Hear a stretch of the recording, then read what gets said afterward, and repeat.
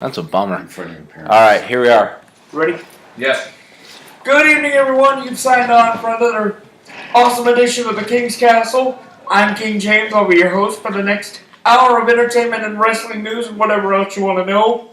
And here to help me, as always, back from Belmont and his gambling week, just kidding, is my colleague, the always reliable and rarely shy Blair Chopin. Blair, good evening and welcome back. Good evening, Earthlings.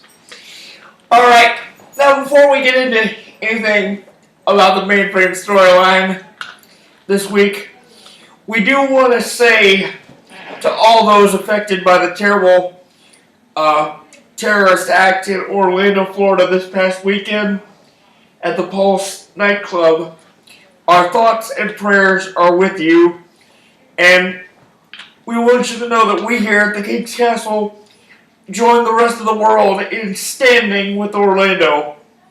So be strong, and we're with you. I agree with everything you just said. But on a lighter note, Good transition. we have a very exciting week coming up because, as you well know, this Sunday will be the much anticipated Money in the Bank pay-per-view, which you can see only on the WWE Network for just $9.99. Corporate whore. We're gonna talk a lot about the matches coming up and give you some predictions along the way.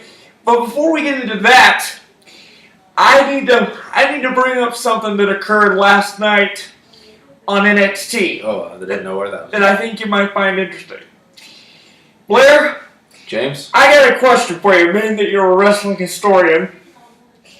Okay. What do you think of when the name Paul Ellery comes to mind? I think of a lot of things. I think, how do you spell Ellery? It's Ellery. Ellery. How do you spell that?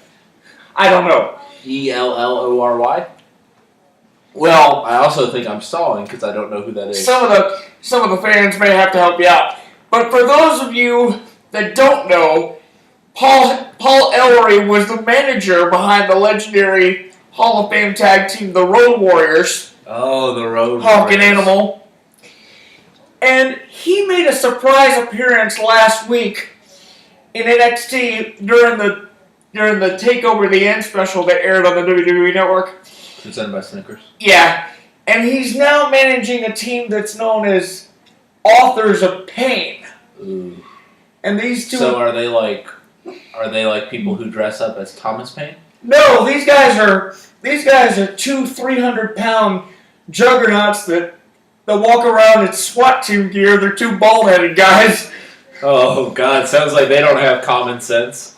But I'll tell you something. I saw their debut match last night, and it was a total mismatch because they made short work of their opponents within a minute and a half. But what do you think about the legendary manager Paul Ellery coming back, and how do you think that's going to change NXT? James, if they're bringing a star like Paul Ellery, who I just learned about, great guy, good American, if they're bringing him back to manage the tag team, I imagine the House of Thomas Paine, whatever the tag team's called, I imagine they're going to make a big step forward into the WWE. Just so you know, they're called the Authors of Pain. The House of Thomas Paine. But anyway, getting back to our main frame of focus, the Money in the Bank pay-per-view, which airs this weekend, as I said. The two big matches that everyone's talking about are Roman Reigns defending the world title against Seth Rollins. But I gotta ask you a question.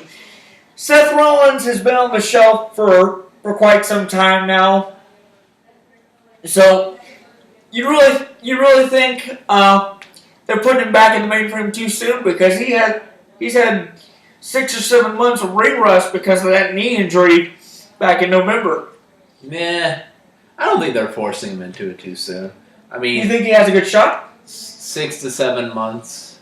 It seems like a reasonable time. I don't think a title will change hands so soon before SummerSlam, though. I think that would be the place where the title changed hands. But I do think he's on the track to get the title back. And I think he'll look good wrestling if he's had 6 to 7 months of rehab. Makes sense. Now, the other thing everyone's talking about is the much anticipated dream match between AJ Styles and John Cena.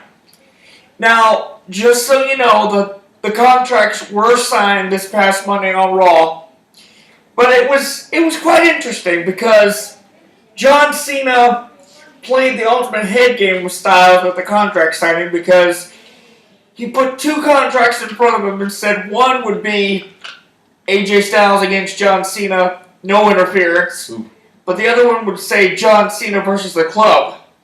So he's playing a head game by making everyone think that Styles can't beat him on his own. I also saw a different version of John Cena versus the Club when I was out in New York. Because John Cena was out in Times Square and he was having a very good time. Okay, I don't know where that came from, but anyway. He could not handle the clubs in New York.